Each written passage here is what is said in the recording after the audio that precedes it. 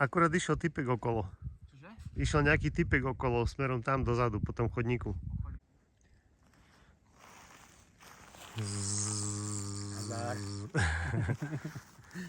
To sú tie zabery, ktoré sa vystrihnú. Počkaj, ten je dobrý. Filmárik.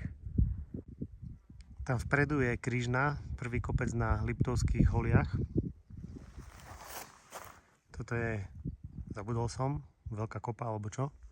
A keď sme tu boli v zime, tak sme chceli ísť po tomto, pozrieť ako ďalší výlet, že po tomto hrebení dole.